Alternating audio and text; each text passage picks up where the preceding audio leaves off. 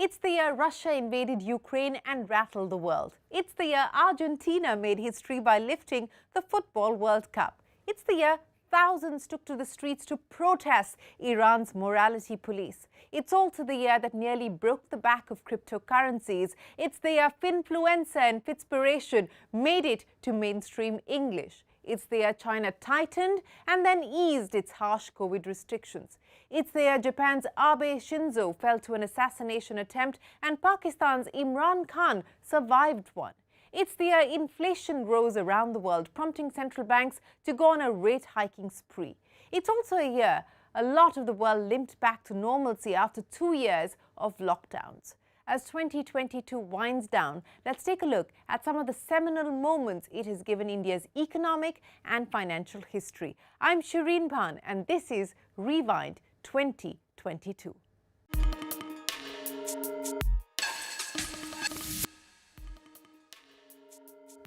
For many, the 2 years of the pandemic forced restrictions meant pain, but one sector thrived, the Indian IT industry. Orders were up, dependence of tech support increased, and profits were higher. So was hiring, often leading to bloated teams and benches. All of this changed dramatically in 2022 as the recovery exposed gaps in the IT boom. When the dust settled, rate hikes to curb runaway inflation sparked fears of a recession in many parts of the world. And so the strings holding India's IT story together started showing signs of fraying. Across the globe, tech giants lost trillions of dollars in market cap as the big tech sell-off accentuated, and shell-shocked companies started laying off thousands of employees across the board. Some of the smaller players have even ceased to exist. CNBC-TV18's Reema Tendulkar recaps the brutal year that 2022 has been for the tech sector. It's been a brutal year for tech giants around the world. Apple stock is down about 18% so far, and it is one of the better performers. Facebook owner Meta, Amazon, Netflix, Google's parent company Alphabet have all fared far worse, with Meta plunging nearly 65% this year. The other tech giants of Nasdaq, chip giant Nvidia, Elon Musk's Tesla are also down massively so far in 2022. What's hurting? Rising interest rates, macroeconomic uncertainty and global pressures. Recession worries are hurting Amazon and Apple, and concerns about a strategy shift. For example, Meta going all in on augmented and virtual reality, Netflix embracing advertising for the first time ever is also hurting. Let's talk about what happened back home in India. Now, 2022 has marked a sharp decline in stock prices of Indian IT giants as they moved in step with their global counterparts. As things currently stand, this year could be the worst year for Nifty IT since 2008, when the index was down close to 55%. The reason? PED rating, as global interest rates went up, and then there were some EPS cuts as growth forecasts moderated. TCS is now trading at a forward multiple of 25-26 times. The peak was 32 times, and the list goes on, with Infi, HCL all trading at a much lower valuations compared to their peak. The worry is also about what next year holds. Analysts estimate that growth will slow down further.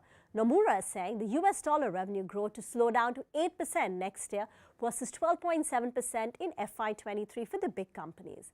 The next big story of 2022 were the tech layoffs. Now, according to a layoff tracking website, layoffs.fyi, data as of mid-December shows nearly 1,000 tech companies have laid off close to 1.5 lakh employees. And that includes biggies like Meta, Google, Amazon. They've laid off thousands of employees. And the question is, will this belt tightening continue next year? And the answer is probably yes. Many companies which have not announced their job cuts yet are likely to do so next year. HP is looking to pull back on its workforce. Reports suggest Google is looking to axe about 10,000 employees next year. And here we're only talking about the multinational tech giants. There are so many smaller startup companies where we are seeing some big job cuts too. But the biggest newsmaker of the year for me is Apple, which moved its iPhone 14 production to India. Now, Apple has been assembling smartphones in India since 2017. But up until this year, Apple used the manufacturing facilities in India to assemble the older generation handsets, the legacy models. This year, 2022, was the first time Apple produced the latest smartphones. They produced the phones as the same year as its release, just a few months of lag compared to China. And the story is we've just gotten started. According to JP Morgan, every fourth iPhone will be made in India by 2025. What's the driver of this big shift? China unrest, reduce your dependency on China, and an affirmation of India's PLI scheme. According to India Cellular and Electronics Association, India is likely to export handsets worth $9 billion in FY23 versus $5.8 billion in FY22, a whopping jump of 55%. And this is the big question as we step into 2023. Can India become the new smartphone manufacturing factory for the world? Euphoria, scandal, meltdown, contagion, bankruptcy, manhunts, arrests. If it's drama you were looking for, the cryptocurrency ecosystem had it all. When it began, 2022 was seen by many as another year for the crypto asset story to stamp its dominance as an asset class of the future. Many companies and major banks, even a government or two, started putting their might and their money behind these blockchain assets. But as the macro situation took a turn for the worse and financial markets stumbled on the tremors of uncertainty, the house of cards has come crashing. Frauds were unearthed, exchanges and funds closed down, regulations become stickier, and the entire business model has come unstuck, leaving investors and their virtual millions staring at real ruin. 2022 became the year that broke crypto's back. Manisha Gupta recounts. The year 2022 witnessed the crypto winter loaded with sell-offs, scandals, layoffs, and unfavorable macros and markets. The shutdowns, rug pulls, and the contagions that followed made matters further difficult. The market is full of debt due to rise of centralized lending schemes. 2020 onwards saw a huge build-out in retail, yield-based DeFi, crypto shadow banking, and unsecured or under-collateralized lending. The pain started with a sustained sell-off in cryptos. For the current year, the prices have declined sharply, down by 60% for Bitcoin, Ethereum is down 64%, decentralized Mana is negative 88%, and meme coins Doge and Shiba Inu down 47 to 72%. The total crypto market capital hit peak at their $3 trillion, which has now come crashing down to below $1 trillion, a more than 70% of decline. The sell-off was accentuated by collapse of algorithmic stablecoin Terra USD. It was clear from the events that followed that the credit risks and counterparty risks were not assessed with vigilance. Down went the Celsius network, once valued at $20 billion. Same happened with Three Arrow Capital. Equinox, which was listed on Nasdaq, also shut shop. The other names like Wald, Voyager Digital met with the same fate. And towards the end of the year, the once valued at $32 billion FTX crypto exchange filed for bankruptcy, followed by BlockFi and Bitfront in Singapore. The other market, which is NFTs, and that was quite a rage and became a mainstream phenomena in 2021, also saw a meltdown in 2022 with volumes crashing nearly 70%. And then there is more, and this is from miners who, due to fall in crypto prices, have not paid electricity bills, leading them to sell their holdings. The total cryptocurrencies as of now stand at more than 10,000 in number, and in last 10 years, nearly 2,421 cryptos have failed. When markets started to fall, funds, lenders, others were forced to sell, leading to a domino effect. Street believes that 2022 may be drawing to an end, but the crypto winter could last another 6 to 8 months. For the sector the RBI regulates, the year has brought with it a near paradigm shift in fundamentals. The pain from non-performing assets has died down to almost a dull throb, and it is now a season of healthy loan growth and profitability. Abhishek Kothari balances the books of 2022 for the Indian banking sector. Well, 2022 has been a phenomenal year for the banking sector. Bankers have a reason to smile as they move away from the pain of NPA cycle to healthy loan growth and profitability. So talking about profitability, profits for the sector on a quarterly basis has increased from rupees 36,854 crores in Q2 FY22 to right now about 58,717 crore as of Q2 FY23. Now, factors that have helped in improving the profitability of the banks is improvement in loan growth and reduction in stress portfolio of the banks. So, loan growth for the banking sector as of Q2 FY23 was at 16.44%, perhaps one of the highest that you saw from 1st of November 2013. The rise in loan growth helped in stronger top-line growth for the banking sector, which has helped the bottom line or the earnings of the banks. So the loan growth incrementally has been driven by the retail segment. Now corporates have started to come back for working capital loans as money market rates have shot up through the roof. So capex-based demand going ahead may augur well for healthy loan growth rate for the banking sector. Stronger loan growth has also translated into healthy operating profit growth for the banking sector. Operating profits of the sector has grown from 97,383 crore in Q2 FY22 to right now a little under 1,15,000 crore as of Q2 FY23. Stress reduction. The banking sector has seen its gross NPA ratio decline from 7.4% in Q2 FY22 to right now about 5.24% in Q2 FY23. In value-wise, the decline has been 15.2% YOY in Q2 FY23. The declining gross NPA amount-wise has largely been led by the PSU banks. Now, PSU banks' gross NPA on a value-wise has declined by 15.9% YOY, that is from Q2 FY22 to Q2 FY23, while that of private sector banks has declined by 12.7% in the same period. So, PSU banks, the gross NPA ratio has declined by 256 basis points from Q2 FY22 to Q2 FY23, while that of private sector banks has declined by 119 basis points in the same period. Banks' balance sheet has strengthened with their core provision coverage ratio increasing from 69.7% in Q2 FY22 to right now about 74.6% in Q2 FY23.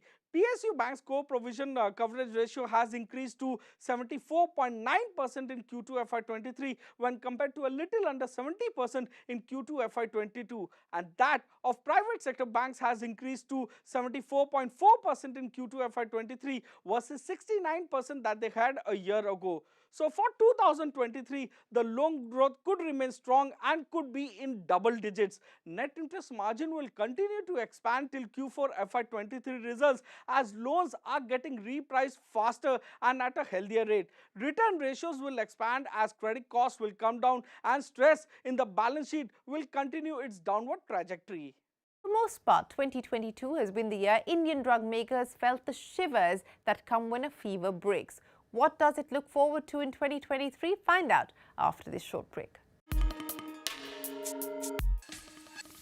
Welcome back to Rewind 2022. With the shockwaves of the COVID-19 pandemic fading or at least taking a back seat and the world's eagerness to a return to normalcy, the frantic dependence on healthcare has started to wane. Testing requirements fell, the large number of the population being protected through multiple inoculations, the frenetic rush to stock up on drugs also evaporated. Recovery levels rose, the world opened up, and all of this meant the diagnostic chains, healthcare centers, hospitals, drug makers and pharmacies saw their growth engines return back to normal. Back home, barring a few companies like Sun Pharma and Cipla, most pharma players have underperformed the frontline indices. Ekta Batra fills out an after-action report on the highs and lows for the Indian Medicare space in 2022. 2022 saw opportunities from COVID-19 dwindling. Case in points were the likes of Serum stopping manufacturing of its AstraZeneca vaccine, Zydus and Dr. Reddy's COVID-19 vaccine sales not really taking off, Wockhart's UK sales falling as supplies to the UK government dipped, and lastly, Divi's Lab seeing dwindling intermediate supply opportunities for Merck's COVID-19 drug Molnupiravir. For the US, an important development was a clutch of Indian companies such as Natco, Dr. Reddy's Cipla launching the generic version of the blockbuster cancer drug Revlimid generic. Challenges included fierce price pressure in the US continuing with the likes of Lupin exiting certain drugs and Aurobindo delaying its injectable sales guidance of $650 to $700 million to FY25. It was also a patchy year for the US FTA inspections, with problems continuing for the likes of Sun's Halol facility, Cipla's Goa plant, Glenmark's Badi plant. Price pressure, delayed launches in the US, supply challenges along with inflation weighed on most companies' margins in FY23. Gland and Divi's saw margins sharply fall in the first half. Aurobindo reported margins at a multi-quarter low of 13.7% in Q2, and while Lupin did see a recovery in margins in Q2, it disappointed with margins hitting lows of 7% at some point in the year. 2022 was also a year of acquisitions in India as companies scouted for growth. We saw companies either buying one or a portfolio of brands such as Dr. Reddy's and JB Chemicals, buying cardio drugs from Novartis, or Mankind scooping up Panacea's domestic brands. Not in the domestic market, but this year was also marked with the $3 billion buyout of global company Viatris's biosimilar business by Biocon. So what is the way forward in 2023? The ability to withstand price pressure in the US, which would be fueled by key drug launches in the US, such as Lupin's inhaler drug Spiriva generic, Cipla's cancer drug Abrixon generic, or Biocon's biosimilars insulin aspart and bevacizumab, and continued sales for Sun Pharma's specialty business. 2023 will also be marked by companies undertaking remediation to solve outstanding US FTA issues and taking steps to fuel growth in other markets such as India and even China. Let's leave you with valuations of the companies on an FY24 basis, what they started 2022 with, and where they are ending the year. Sonal Bhutra turns back the clock for a review of the real estate sector's year and explores possible risks that 2023 may throw up.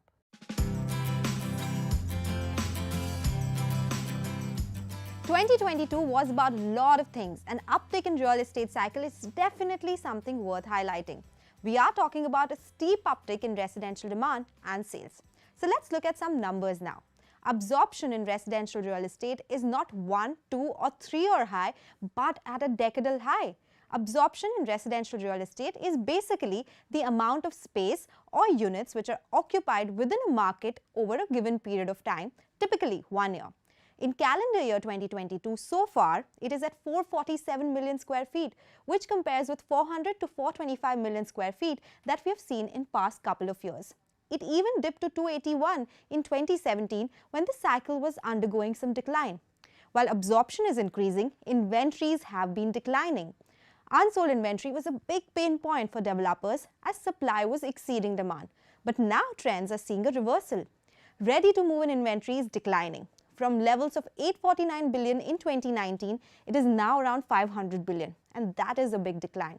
That is for ready-to-move-in inventory, which was still more resilient than under construction. So if we look at the under construction segment, that has declined from calendar year 19 to calendar year 2022.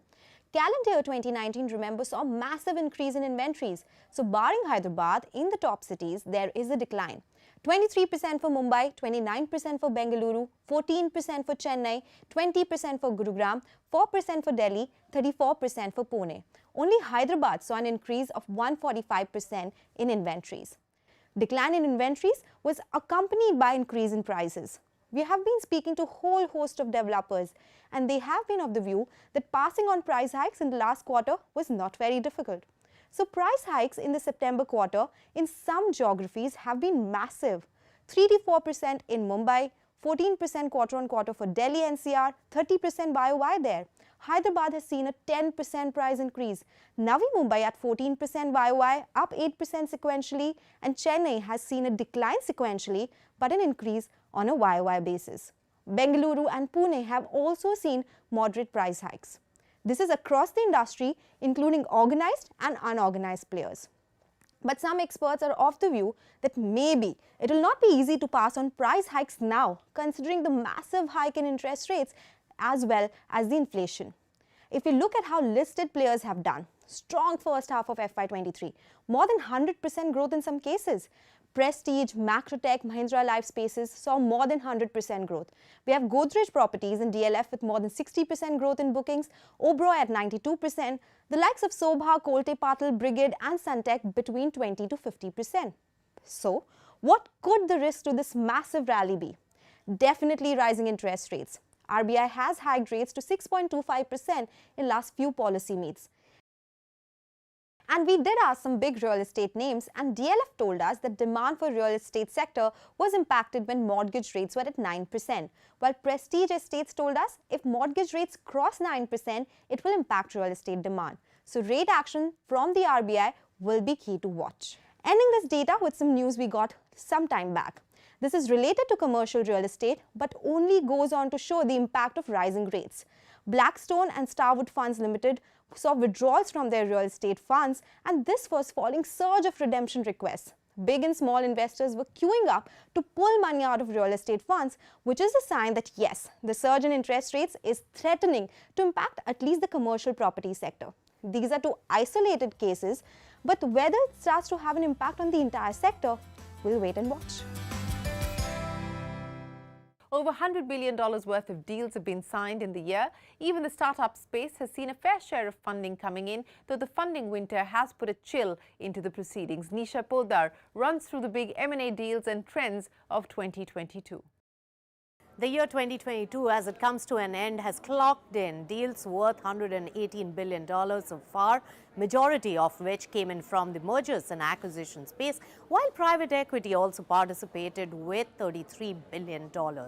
Now, in terms of the sector breakup, well, top 5 in M&A came in from first the banks and financial services topping the chart, followed by other sectors like manufacturing, IT, renewable energy, as well as logistics. Now, the private equity investments were highest in the e-commerce space in the year, followed by other sectors like media. We saw a lot of interest, infrastructure, energy, as well as the financial services. Let's also take you through the top 5 deals of the year. HDFC and HDFC Bank's mega merger clearly is the largest, boosting the overall deal value for the year. And the second one is Holcim Cement Assets, Ambuja, as well as ACC, and that was the most hotly contested battle amongst various conglomerates, won finally by the Adani Group. Now, Biocon's acquisition of Viatris's biosimilars business is also path-breaking in the context of an overseas acquisition done by an Indian company.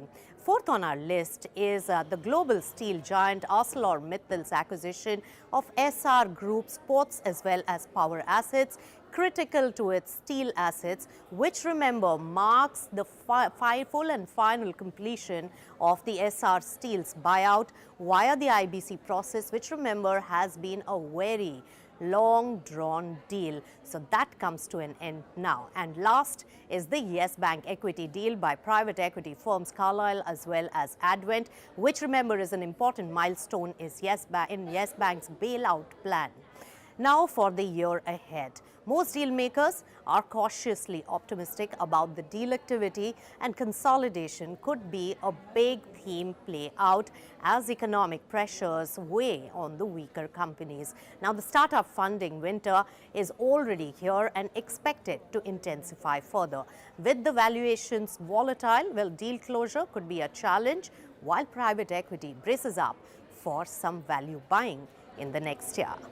Well, the funding winter in the startup space may take a while to thaw out, but the bigger question is whether this chill will spread and result in more cases of frostbite. Answers to those questions as 2023 unwinds, but till those answers come in, here's wishing all of our viewers a very happy New Year.